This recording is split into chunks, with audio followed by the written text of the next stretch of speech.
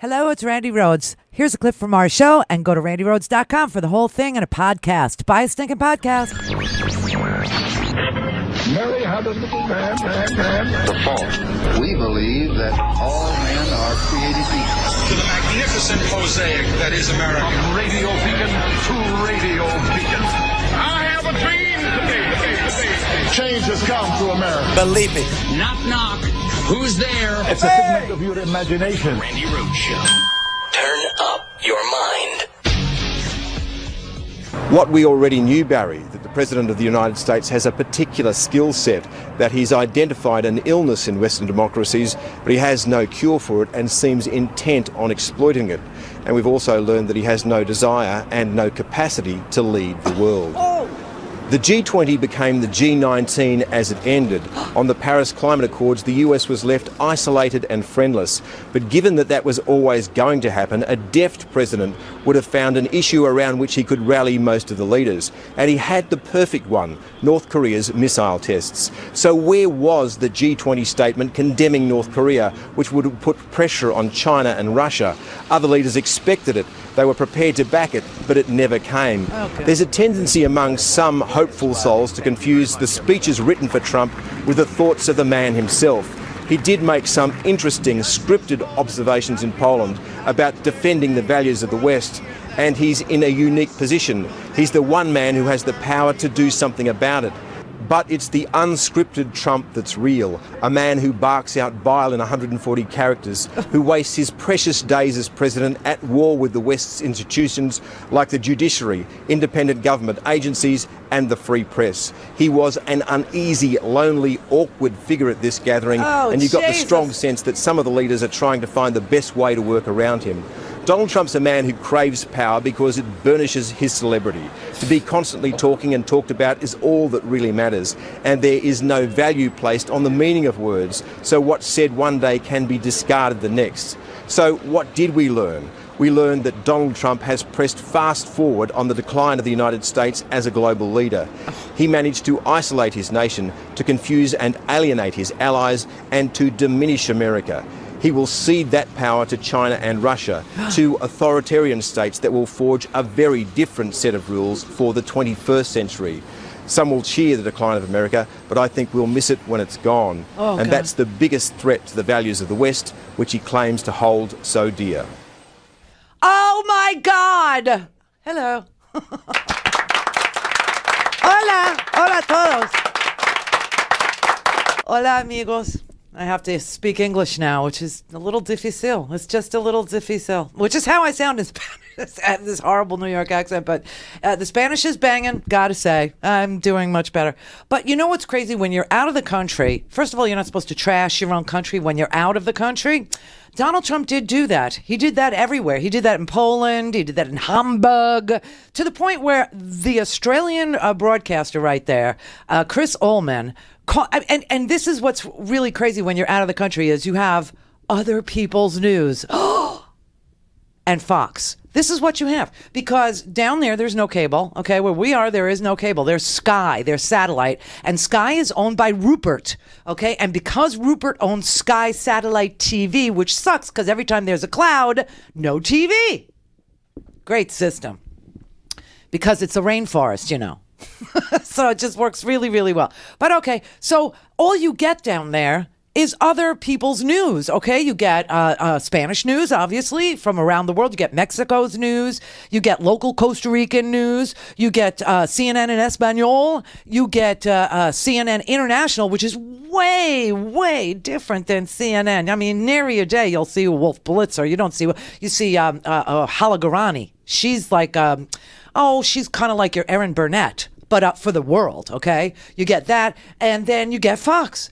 And you look at Fox and, you know, like if somebody, from Costa Rica or somebody, visiting from Canada or somebody, visiting from another country comes in your house, you got to turn that off really quick if you don't want to be embarrassed, if you don't want to Tango Pena. Do you know what I'm saying? If you don't want to, if you really don't want to be so embarrassed that it's bizarro world, you have to turn it off because they think that's like a Spanish soap opera because that's how it looks. It doesn't look like news. It doesn't sound like news. It looks like a polished version of Hee Haw. Do you know what I mean? It looks like Pee-wee's Playhouse. It doesn't look anything like a news organization because it's not. It's fake. It's like 5 people sitting around a table with legs up to the chunche and and that's it. And that's it. And really, do you want everybody to think that, Gilbert Gottfried or whatever his freaking name is on that Fox News channel, that little, stupid cracker? Do you really want anybody to think that he's like a legitimate news guy? No, you don't.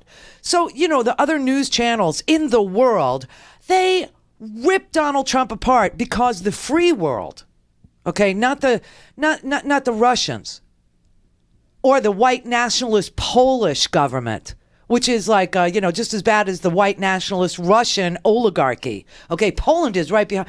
I mean, this is who Donald Trump has chosen to align us with, you understand. Our new best friends in the world is a Russian oligarch named Vlad and, the white nationalist party of Poland, who, kills their journalists also. And, no free speech in Poland anymore, none. I mean, it's just an amazing thing. And this is who our president has chosen. But if you listen to other people's news, guess what you found out?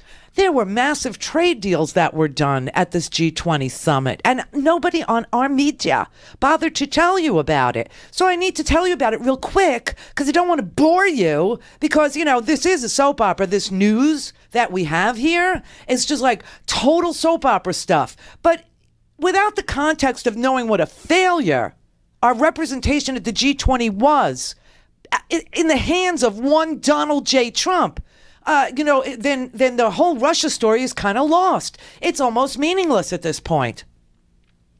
But it's not. It's really a great story, a big story, a huge story. Know why? Because the president sold America out in favor of Russia and white nationalist Poland. I swear to you, if you don't understand that there was this huge trade deal, many of them actually, but the biggest one was between the European Union post-Brexit, signaling to Japan and to China and to the whole Trans-Pacific Partnership that we took ourselves out of. I told you we were going to suffer for that. They signaled that they were open for business. They did amazing agreements between Japan, amazing agreements between China, amazing agreements, and the United States lost so big on things like, and this is all across Europe. This is all across the Asia Pacific Rim. This is all across China, Japan, India.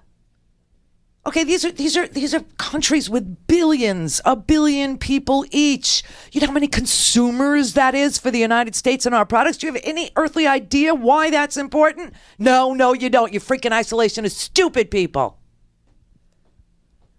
We will now be disadvantaged in our export markets in everything from agriculture to manufacturing to service firms that do business in Europe and Japan, American pork, which isn't so good.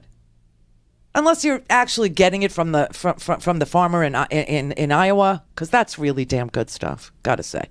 But once it's processed and put into a can, it's not as delicioso, sabroso as the real stuff off the farm. Okay, just isn't.